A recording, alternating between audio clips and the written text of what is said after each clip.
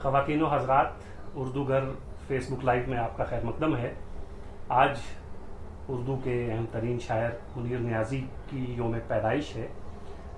हम कोशिश करते हैं कि जब जब किसी अहम लिखने वाले की योम पैदाइश या योम वफ़ात हो, उस हवाले से उर्दू की किसी अहम शख्सियत से हम गुफ्तगू करने की कोशिश करते हैं, वो आप तक भी पहुंचाते हैं। ऐसा नहीं है कि सिर्फ योम पैदाइश या योम वफ़ात पर ही अपने इन अहम लिखने वालों को याद किया जाए। इनको याद करने का सबसे बेहतर तरीका तो यही है कि इनको पढ़ा जाए, लेकिन इनको खिराज तहसीन या खिराज अकीदत पेश करने का एक तरीका ये भी है कि सोशल मीडिया के ज़रिए आप तक कुछ चीज़ें पहुंचाई जाएं। यही हमारी कोशिश होती है। आज मुनीर नियाज़ी को हम याद कर रहे हैं। हमारे मेहमान हैं प्रोफेसर शमीम हनफी साहब। आप तमाम हजरात शमीम हनफी साहब के नाम और काम से वाकिफ़ हैं, कुछ जानते हैं मुनीर नियाज़ी के बारे में। शमीम हनफी साहब, जिस अहद में मुनीर नियाज़ी शायरी कर रहे हैं, उस अहद में हिंदुस्तान और ख़ास तौर से पाकिस्तान में तकसीम के बाद भी, तकसीम से पहले भी उर्दू में बहुत अहम नस्र लिखने वाले भी और शायरी करने वाले भी मौजूद हैं। तो इस भीड़ में आप मुनीर नियाज़ी को किस तरह बाकी से मुख्तलिफ पाते हैं?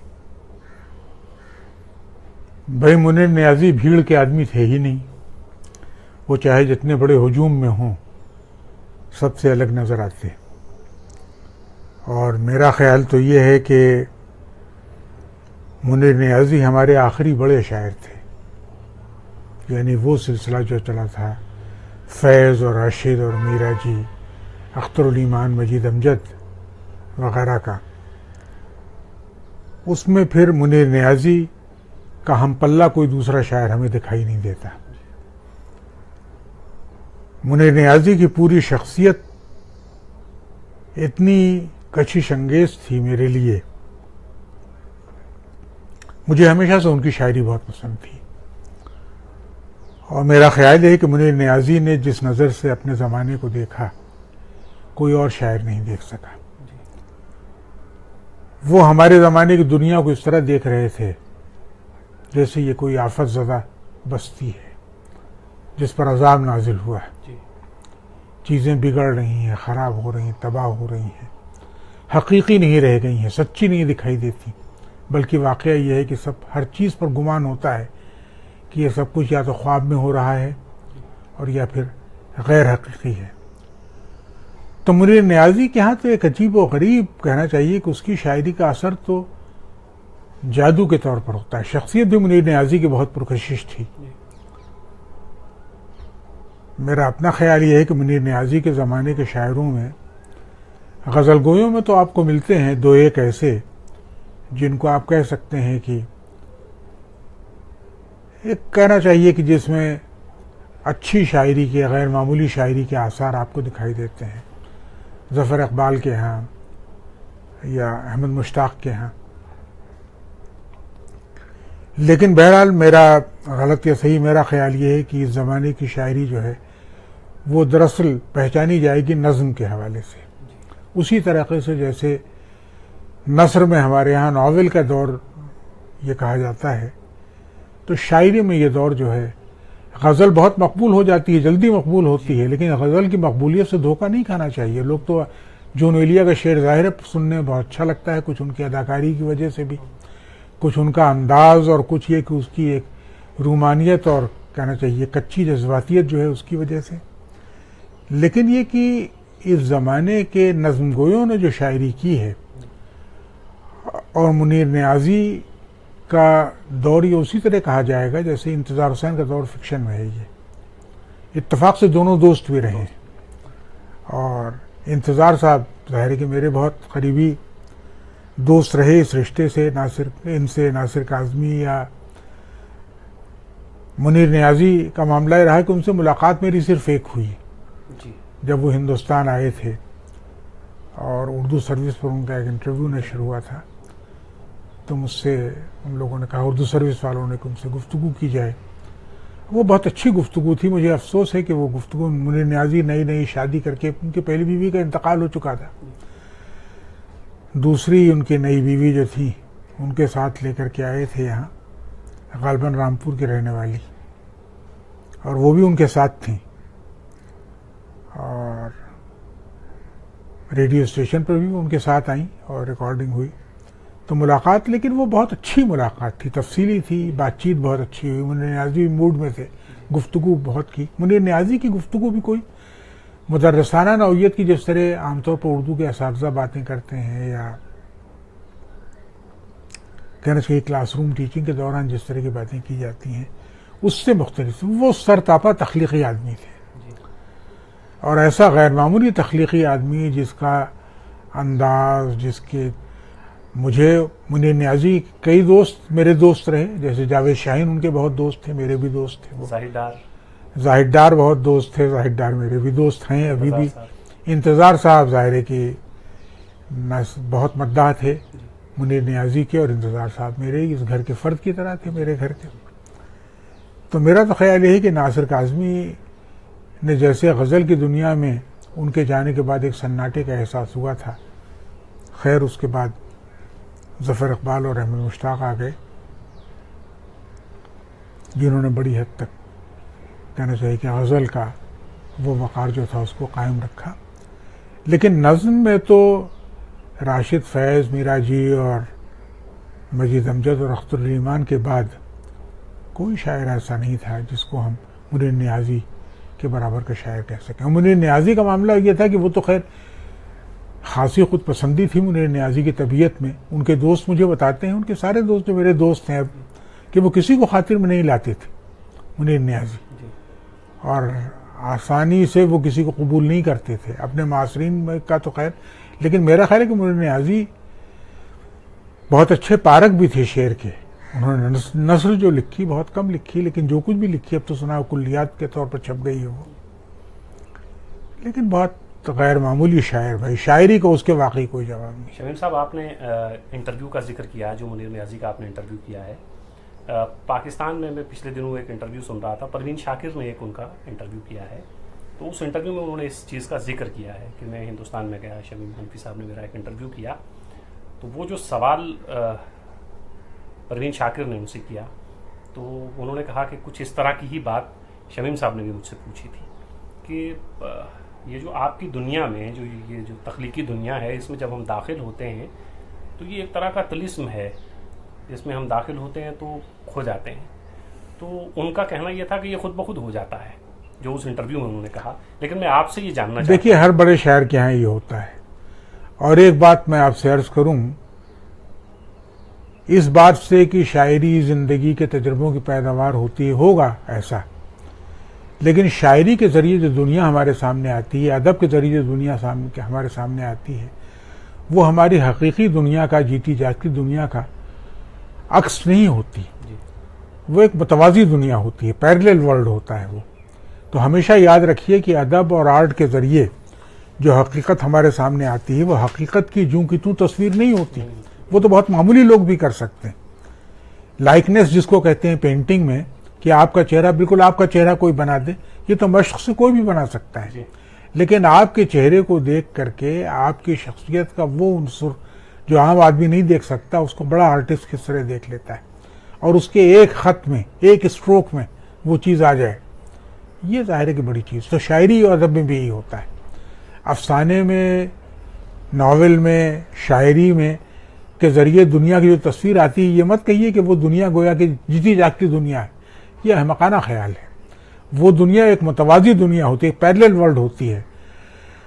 तो मुनीर नियाज़ी के यहाँ जो दुनिया मिलती है, वो गोया कि उसने हकीकी दुनिया को एक मिथ के तौर पर फिर से वज़ा किया है, दोबारा वज़ा किया है, एक नई मिथ उसने क्रिएट की है, तख्लीक की है। यही उसका कारनामा होता है। तो मुझे मालूम नहीं कि परवीन शाकिर ने क्या सवाल किया था उनसे और मुझसे क्या बात हुई थी। बहुत पुराना इंटरव्यू हो गया, एक ज़माना हो गया उसको,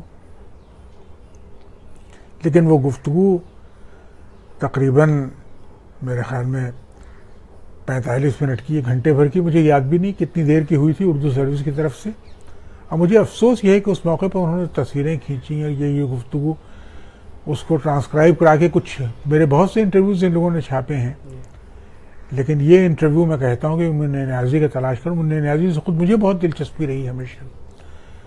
एक ऐसा तिलिस्म वो आदमी क्रिएट करता है, लफ्ज़ों के ज़रिए बनाता है, इस शहर संग दिल को जला देना चाहिए, फिर इसकी खाक को भी उड़ा देना चाहिए, एक तेज़ रात जैसी सदा हर मकान में, लोगों को उनके घर में डरा देना चाहिए। तो ये गोया कि ऐसा नहीं कि किसी आधी आई हुई किसी बस्ती में और उसमें आप लोगों को देख रहे हैं, बल्कि ये ऐसा लगता है कि बज़ाहिर जीती जागती आम तजर्बों से गुजरती हुई नॉर्मल दुनिया जो है, उसमें किस तरीके से एक शख्स एक गैर हकीकी, एक कहना चाहिए कि मावराई एक अस्तूरी दुनिया का अक्स देख लेता है। वो ये गज़ल में जैसे नासिर काज़मी की गज़लों में है, बहुत कहीं नज़्म में ये काम मुन्ने न्याज़ी ने किया है। अच्छा हमारे सर, ये जो नज़्म के हवाले से आपने गुफ्तगू की कि नून मीम राशिद, मीरा जी, मजीद अमजद, अख्तरुल दीवान और गज़ल में आपने एक दो नाम गिने, तो मुन्ने न्याज़ी ने गज़लें भी कहीं, नज़में भी कहीं और पंजाबी में भी उन्होंने शायरी की। सब बहुत अच्छी, सब कुछ बहुत अच्छा। आप मुनीर न्याज़ी को नज़्म का शायर मानते हैं या गज़ल का? देखिए, शायर तो बड़ा गालिब के बाद सिर्फ गज़ल के बलबूते पर कोई बहुत बड़ा शायर समझ लिया जाए, ऐसा तो हुआ नहीं। बल्कि अख्तरुल ईमान ने यही कहा था कि जितने इम्कानात गज़ल की शायरी में हो सकते थे, गालिब ने वो सब दरियाफ्त कर लिए। अब गज़ल गोयों को गज़ल से परहेज़ करना चाहिए गोया के। उसके बाद गालिब ने तो गज़ल को उसकी इंतहा तक पहुंचा दिया था। इकबाल की गज़ल को आप कह सकते हैं, लेकिन उसको बहुत से लोग, खुद अल्लामा इकबाल ने भी गज़ल का नाम नहीं दिया। बाले जिब्रील की गज़लें, गेसुए ताबदार को और भी ताबदार कर, खुश होकर शिकार कर, कल्ब से शिकार कर, या मेरी नवाए शौक़ से शोर हरी मिजात में, गुलगुला हाय अल्लमा बुत कदे सिफात में। तो ये गज़ल नहीं, बल्कि ऐसा लगता है कि गज़ल इकबाल की शायरी की एक और शक्ल है, उसको नज़्म से अलग करके आप नहीं देख सकते। मुनीर न्याज़ी के यहाँ मामला ये है कि आप उसकी गज़ल और नज़्म में फ़र्क नहीं करना चाहिए। मैं तो उसकी गज़ल पढ़ूँ या नज़्म पढ़ूँ, मुझे दोनों अच्छे लगते हैं। मुझे मुनीर न्याज़ी के पढ़ने का अंदाज़, जब वो अपनी नज़्म सुना रहे हों, हमेशा देर कर देता हूँ मैं, मेरी बहुत पसंदीदा नज़्म है ये। जितनी भी नज़्में मैंने उनकी सुनी या पढ़ी, कुल्लियात खासा है उनका, उसमें ख़राब नज़में भी हैं, ख़राब शायरी भी है कहीं कहीं। सर वो तो सबके यहाँ मिल जाएंगे। नहीं, वो अगर हमेशा एक जैसी शायरी कोई करने लगे तो उस पर शक की नज़र डालनी चाहिए। इसके माने ये कि वो कहीं ना कहीं कोई झूठ ज़रूर है उसमें, कि ये तरकीबें सोच रखी हैं, लकड़ी ली उसने और एक तरह की मेज़ें बना करके 10 रख दी, ये नहीं। वो सारा शायरी का मामला ये होता है कि कभी तो मुनीर न्याज़ी के कुल्लियात में भी कितने मजमूए बहुत हैं, 1 दर्जन के करीब मजमूए हैं। और आप देखिए उनकी फारसी, अरे उसमें पंजाबी में जो नज़में हैं उनकी, या गज़ल का शेर जिस तरह आप पर जादू करता है, ज़ाहिर कि नज़्म में ज़्यादा देरपाई होती है, ज़्यादा उसमें वुसअत होती है, ज़्यादा उसमें एक तरह से इर्तिक़ा मिलता है, ज़्यादा एक मुकम्मल एक तजर्बा आपके सामने आता है। तो मुझे तो ये फ़र्क मैं नहीं करता कि वो गज़ल के बेहतर शायर हैं, गज़लें भी बहुत अच्छी कहीं उसने, इसमें कोई शक नहीं। जी दोस्तों, अभी शमीम साहब ने जिस नज़्म का जिक्र किया, तो वो इत्तफाक से मेरे पास लिखी हुई है, मैं पढ़ दूँ, और वो आप लोग यूट्यूब पे भी देख सकते हैं, सुन सकते हैं।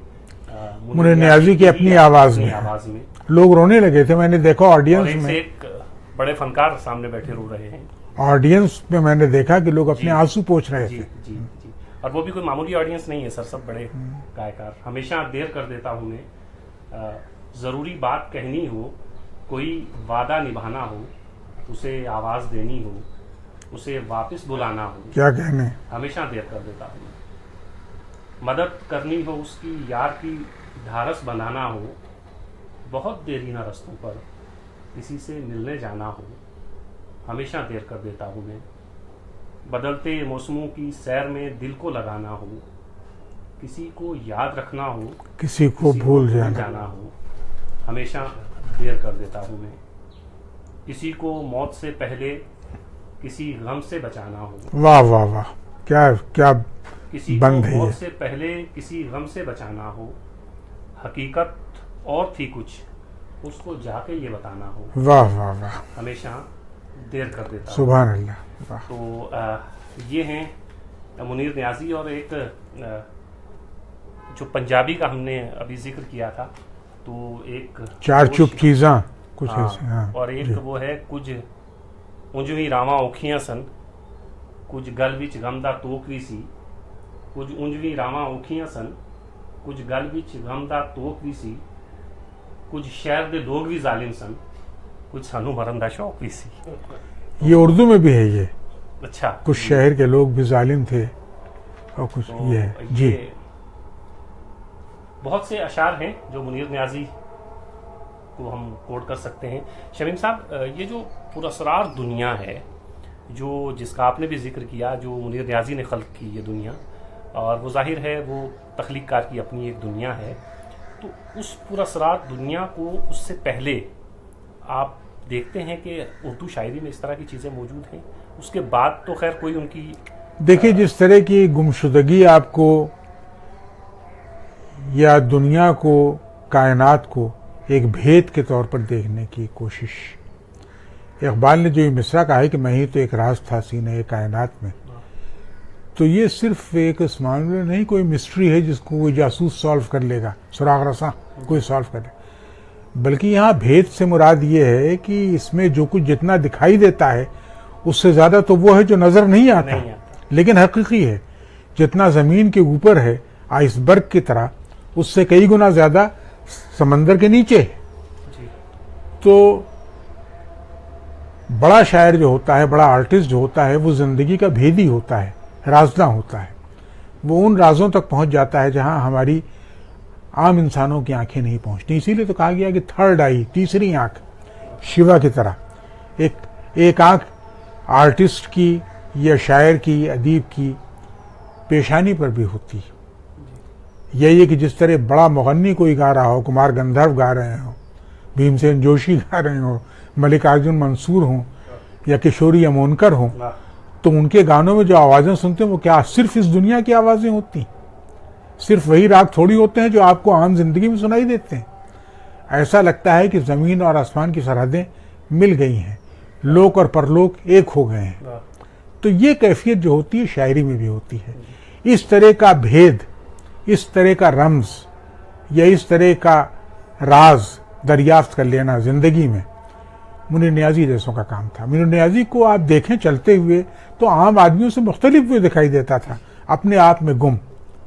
वो चाहे टहल रहा हो अपने शहर की सड़कों पर अकेला, मैंने फिल्म उसकी डॉक्यूमेंट्री देखी, उसमें जियो ने वो डॉक्यूमेंट्री बनाई, या ये कि आप उससे बातें करें, जिस तरीके से वो डूबा रहता था ख्यालों में, और शेर पढ़ते वक्त भी जो कैफियत तारी होती थी बगैर किसी अदाकारी की। एक तो जैसे होता है कि आप देखते हैं पढ़ने वालों को, जैसे जॉन एलिया को आप देखें तो आप देखने में भी लुत्फ लेने लगते हैं, तो यानी गोया कि सिर्फ शायरी की दाद नहीं देते, उस अंदाज में भी कुछ खो जाते हैं। लेकिन मुनीर नियाज़ी के यहाँ ये होता है कि शायरी सर से पैर तक अपना गोया की वजूद रखती है। उसमें मुनीर नियाज़ी की शख्सियत के का जादू हायल नहीं होता कहीं, या कहीं आपको का रास्ता नहीं रोकता।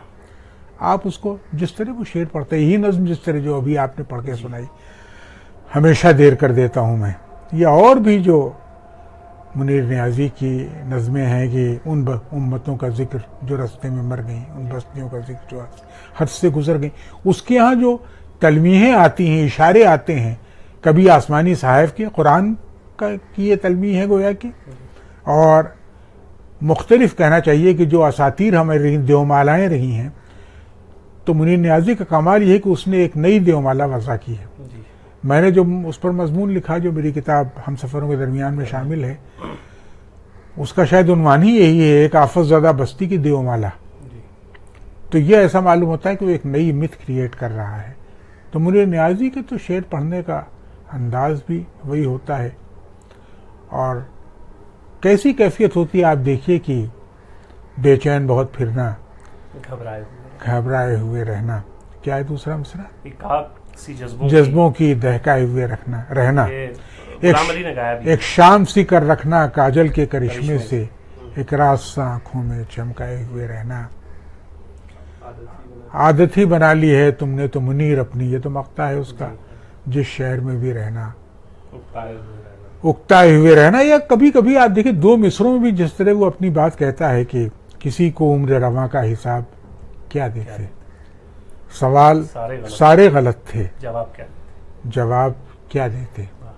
या अपने मुल्क के बारे में जो मुनीर नियाज़ी का बहुत मशहूर एक उनकी गज़ल है, उसका शेर है कि मुनीर इस मुल्क पर आसेब का साया है, या क्या है कि हरकत तेज़तर है और सफ़र आहिस्ता आहिस्ता। तो मुनीर नियाज़ी की शायरी का असर तो भाई मुझ पर एक सिर्फ मुनीर नियाज़ी का नहीं, इकबाल का, गालिब का, मीर का, नासिर काज़मी के बहुत से अशार का असर मुझ पर जादुई की तरह हुआ। अच्छे अशार, अच्छा शेर जो भी कहे, पुराना शायर हो या नया शायर। आज के शोरा भी कभी कभी ऐसे शेर कहते हैं कि जिसमें इस किस्म का जादू, मेरा ख्याल है कि ऐसा जादू हमारे ज़माने के शोरा में जो अब होते तो शायद 60-65 की उम्र को पहुंच रहे होते। सरवत हुसैन मिसाल के तौर पर थे, वो आखिरी आदमी था। तो लेकिन जाहिर है कि वो जादू रफ्ता रफ्ता शायरी से गायब होता जा रहा है, अब आपको कम दिखाई देता है। तो मुनीर नियाज़ी के यहाँ तो गैर मामूली है, अपने मासरीन में भी वो सबसे अलग हमको दिखाई देता है, सबसे मुख्तलिफ दिखाई देता है। जैसे सर ये एक शेर है उनका, एक और दरिया का सामना था मुनीर मुझको, एक और दरिया के पार उतरा तो मैंने देखा। हाँ, तो ये और आप देखें गाई जाती हैं ये चीज़ें, मुनीर नियाज़ी के अशार गाए भी बहुत गए हैं। और ये गज़ल भी मैंने सुनी है किसी मुगन्निया की आवाज़ में, एक और दरिया का सामना था मुनीर मुझको, एक और दरिया के पार उतरा तो मैंने। फरीदा खानम ने किसने गाई मुझे याद नहीं, लेकिन एक बहरहाल मुनीर नियाज़ी के अशार में एक अंदरूनी एक म्यूज़िक होती है, एक अंदरूनी कहना चाहिए कि नगमगी होती है। अगर वो बिल्कुल वो शेर पढ़ते वक्त हाथ पाँव नहीं चलाते थे, बहुत संजीदगी शेर पढ़ते थे, सर नहीं झटकते थे, बाल नहीं लाते थे, किसी किस्म की कोई अदाकारी नहीं होती थी। लेकिन जब वो शेर पढ़ते थे तो ऐसा मालूम होता था कि एक शेर है जो धीरे धीरे आपके सीने में राज की तरह उतरता जा रहा है। ये बड़ी गैर मामूली बात थी। अच्छा सर, मुनीर नियाज़ी की शायरी जो पढ़ते हैं, ख़ास तौर से उर्दू की शायरी, पंजाबी का मुताला उतना ज़्यादा हम लोग नहीं कर पाए हैं, तो जो उर्दू की उनकी शायरी है, जैसे वो किसी चीज़ की तलाश में हैं अपनी पूरी उस शायरी के ज़रिए, और वो उन्हें कहीं मिल नहीं रही है। नहीं तो वो अपनी तलाश भी है जी, अपने आप को ढूंढ रहा है वो शख्स, और अपनी दुनिया में उस दुनिया को भी ढूंढ रहा है जिसे इस दुनिया ने गायब कर दिया। यानी गोया कि इसीलिए मैंने कहा कि आफतज़दा है गोया कि ये दुनिया एक अजाब में मुब्तला है, कि जहाँ आप ज़िंदगी का सारा हुस्न जो है उससे खुद ब खुद आप अपने आप को महरूम करते जा रहे हैं। तो ये तो मालूम होता है कि वो तलाश कर रहा है, कुछ और ढूंढ रहा है। लेकिन ये सब चीज़ें उनके मासरीन में या उससे पहले हम जो हमारा क्लासिकल सरमाया है उसमें एक तरह से हमें बहुत कम दिखाई देती हैं। तो मुनीर नियाज़ी बहुत मुनफरिद शायर, उसके मासरीन में शायरी बहुत अच्छी हुई उस ज़माने में। यानी नासिर काज़मी के मासरीन में अगर आप देखें, अरे इसके मुनीर नियाज़ी के मासरीन में तो भाई ज़फ़र इक़बाल हैं, नासिर काज़मी हैं, ये सब उनके मासिर थे। और नज़्म में तो क्या आला दर्जे की शायरी हुई है। मुझे जो शायर पसंद है, ज़ाहिर उनका नाम कम लोग लेते हैं, ज़ाहिद डार है, अब्बास अत्थर हैं, मोहम्मद सफदर हैं, ये लोग हैं सब गोया के, अहमद मुश्ताक हैं।